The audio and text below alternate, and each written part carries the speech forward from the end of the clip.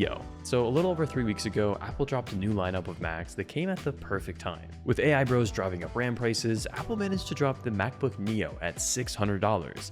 But even with that, what I've really had my eye on was the brand new M5 Max 16-inch. Now, because I'm a YouTuber, it makes sense for me to check out these new laptops to make content, and then I get to give away my old laptops to friends and family. But being on the M4 Max 14-inch, it was a great laptop, though I started to feel some buyer's remorse. That's because at the end of last year, I quit working on my startup and took a break from making content to go all in on game development. I learned as much as I could about using C++ with Unreal Engine, my engine of choice, to create systems I'd use to publish my first game on Steam. Most of that time I was sitting at my desk working on my PC build, and I am really lucky to have a build that handles Unreal really well. But I was so often feeling the urge to get away from my desk and work somewhere else, even if it was just in my apartment, on my couch, or at my kitchen counter. You'd think that the 14-inch is perfect for these scenarios, and especially when you're on the go, but trying to get real work done when jumping between windows with a lot going on, at least for me, has been a pain. Also, by my own mistake, the Max chip rips through battery, especially in the smaller chassis, so I couldn't work for very long. So let me show you how I'm setting up my MacBook Pro so I don't go insane. Because I'm using this space black laptop for game dev, I wanted to bump the GPU to 40 cores instead of 32. When you go for the Max chip, you're forced to configure it with at least 48 gigabytes of unified memory, which I think is a very solid amount to efficiently multitask, run local LLMs if I ever want to do that, and be future-proofed if I decide I want to quit YouTube for real this time. When it comes to actually setting up a Mac though, I like to start completely fresh. This allows me to really audit the apps I'm using and keep the machine clean. I'll admit this is a bit tedious, but it's enjoyable once you get everything set up. I've covered a number of Macs on the channel at this point and been through this process so many times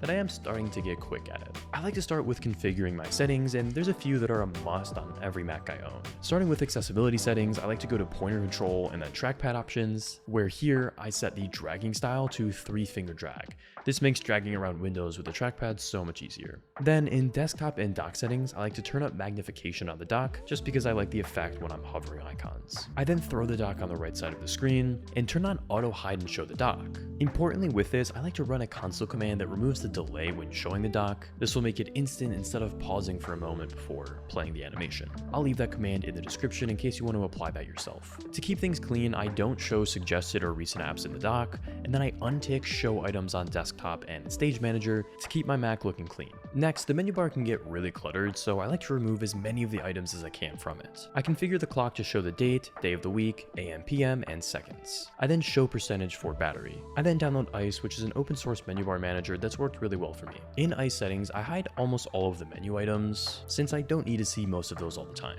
Once I get that initial settings configuration out of the way, I download 1Password before anything else. This is the password manager I've used for years at this point, so I don't have any real incentive to switch. I then replace Safari with Zen Browser, which I can make a whole video on if you guys wanted to see that, so let me know. But I started using it after all the controversy around Arc, and the vertical tabs were the main driver. It's fully open source and it's being updated all the time, so it's constantly improving. It is still pretty early stage and can be buggy at times, but I'll say it's gotten a lot better in recent months. One of the changes that just recently got added that I'm so glad they stole from Arc is being able to rename the tabs. Honestly, the only downside with Zen is that it's Firefox based, and the reason I say that is there's a lot of extensions that only exist in Chrome. Using an external mouse is honestly a necessity if you're trying to get work done in the Unreal Editor or something like Blender and not throw your brand new multiple $1,000 machine out the window. Linear mouse is a really nice utility to better manage your mouse. It lets you easily set up things like reverse scrolling and control the mouse sensitivity without using bloated software. I'm looking at you, Logitech. By the way, Keychron sent me this M6 mouse recently, and it surprised me as a genuine competitor to the MX Master, so I'll probably talk about it more soon. Now, this wouldn't be a Mac setup video if I didn't touch on Raycast. This has been my Spotlight replacement for the last couple of years, and even though there were a lot of improvements made in macOS Tahoe, I honestly haven't felt the urge to switch over to Spotlight again. Eventually, I should probably make a full video on how I use Raycast if that's something you guys are interested in, but it gives a super nice way to quickly launch your apps, perform calculations, run commands in different apps, and ask AI questions. One of the things I use most is shortcuts. Raycast lets you configure a shortcut to open up any Mac on your app or perform a specific action. I've set up a shortcut for all of my most used apps so I can quickly open and minimize them. Just to give an example, Control 1 is for Zen, Control 2 is for cursor, and Control 3 is for my terminal. Setting all this up allows me to fly through my Mac, reorganize windows, bring up a color picker if I need it, etc, etc. And this is just one of the things that makes me really like working on macOS. I've used Raycast on Windows, but it's just not the same experience. I still, for whatever reason, can't teach myself the muscle memory of hitting Alt Space instead of pressing the Windows key, so that's a big part of it. Now, once I'm ready to start working on my game, I hit Control U to open Unreal Engine. I started learning Unreal last year during my second last semester of college when I took a 3D game development class where we used Unreal to make a game for the semester. Game dev was always something I wanted to get into, but that class forced me to finally learn it, and once it was over, I continued to learn about Unreal and just making games in general. I know there'll be a ton of comments telling me to switch to Godot or Unity, but honestly, with the experience I now have with the engine, I kind of appreciate the conventions it has and better understand the internal workings of it. I will admit that it is a heavy engine, which in my opinion is probably its biggest downside, though I'm trying my best to optimize my game so that it can run even on potato hardware. I'm not using the latest features like Lumen and Nanite, I'm just baking my textures and honestly going for a more low poly retro art style. Honestly though, I just enjoy the engine, and now that I'm comfortable with it and have a lot of systems I've built, the cost of switching is just too high. Maybe after I ship a game, I'll go and try Unity or Godot for something like a game jam and just see if the workflow is that much better.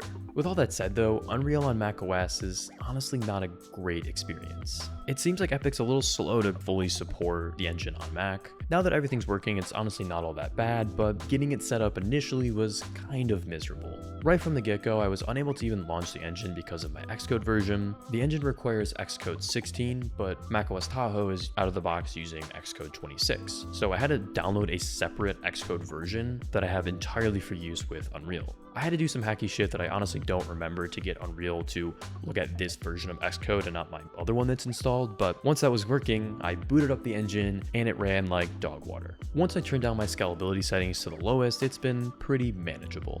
It 100% still feels laggier than my Windows PC, but it's not been a huge deal so far. My biggest gripe at this point though is that there's just missing features in the macOS version. Notably, baking lights is completely broken, so I can only do this on Windows. A big motivation though to use Mac for Unreal is that creating Mac builds for my games is something I want to do. Because of that, I've been trying to get into the habit of packaging a build every day, or at least whenever I'm making a large change. This way, if something breaks, I know it early.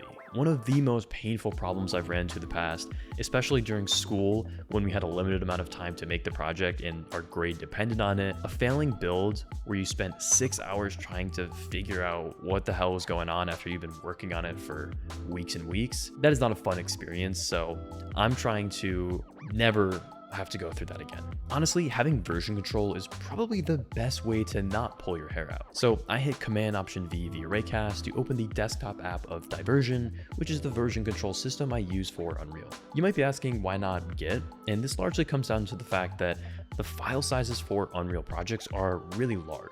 GitHub limits you by default to 2 GB for a repo, and then requires you to pay a lot more money. Frankly, 2 GB for an Unreal project is peanuts. On their free plan, Diversion gives you 100 GB of storage, which has been more than enough to manage multiple projects at this point. There's a lot of other options used by AAA and indie teams in the game industry like Perforce, but I honestly know very little about these and found them all too intimidating. Diversion so far has just made it really simple to get started, and it feels like it's built for Unreal. So far, the only real downsides I've come across is that tools like Cursor don't play with non-Git version control systems, so it's a little harder to manage my changes there. I have noticed that AI expects you to be using Git, and I have to constantly remind it that I'm actually using Diversion. Now, one of the major benefits of Unreal Engine is their blueprint visual scripting, which lets you implement game logic without needing to write any C++ code. I started off in Unreal entirely using blueprints, and they taught me so much about how the engine works, so I 100% recommend them. But probably the biggest issue they have, aside from performance or missing some more advanced features, is it's not really possible to handle merge conflicts in version control. For this reason, I've been trying to shift as much as possible to using C++ and keeping my blueprints very minimal. If you've been watching the channel for a while, you'll know I'm a big fan of JetBrains IDEs. I use RubyMine for Rails during my day job, DataGrip for viewing my database, and then Rider, which is a fantastic alternative to Visual Studio. I have Control 4 configured in Raycast to quickly open it up. Because it's a JetBrains IDE, the coding experience is really nice. Its autocomplete is great and has a very good understanding of your project and Unreal Engine as a whole, and has nice features like auto-importing required header files. I haven't honestly added that many extensions just because JetBrains comes with so much out of the box, but things like Inspection Lens allow you to see errors in line and catch bugs before your compilation fails. The reason to use Rider over something like Cursor is that it has a deep integration with the engine, so like I said, you'll have method and type autocompletes. You're able to quickly generate new method definitions and then easily compile your changes. Outside of writing code though comes the juice of the game, and that's content. Sound design or audio is a huge way to step up the experience of your game,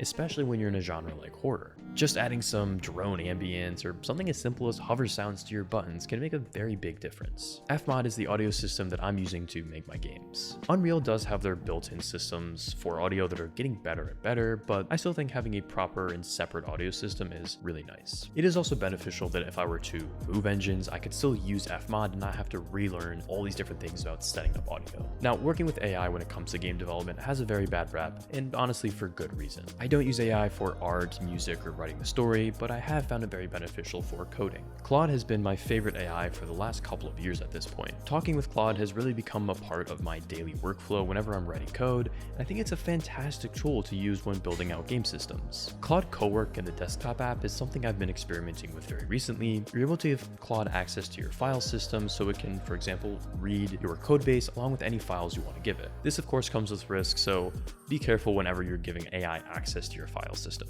I've been working on my current game at this point for about 3, maybe 4 months, and in that time I've built a lot of different gameplay systems. I took a break from the project last month to work on a game jam, and it was really helpful to reuse all those systems that I've built. But I kind of realized that the way that I built certain systems, especially things like dialogue, it was really tedious to add new content, so I'm refactoring the project altogether. To help me with this, I set up a project in Claude that in its context has the old code base and a fresh code base that I just made so that Claude can help me refactor the systems in a better way. Right now I'm having Claude assist with the refactor not by writing the code, but just reading through all of the files and helping me create a checklist of things that need to be brought over, and also just help to audit the implementation to make sure that things are more data driven and easy to work with. Though so far I've honestly not worked with local LLMs all too much. I've really just been too lazy to go through the setup. I tried hooking a couple of Ollama models into Claude Code, but it wasn't working super well right away. Now, because I still work a day job, a lot of my time with this machine is still spent doing web development. These days I'm mainly working on a full stack Rails app, so I have a load of apps that go along with that. That said, I still enjoy working on my own web applications outside of game development. Right now I'm fighting the urge to build internal tools for myself to do things like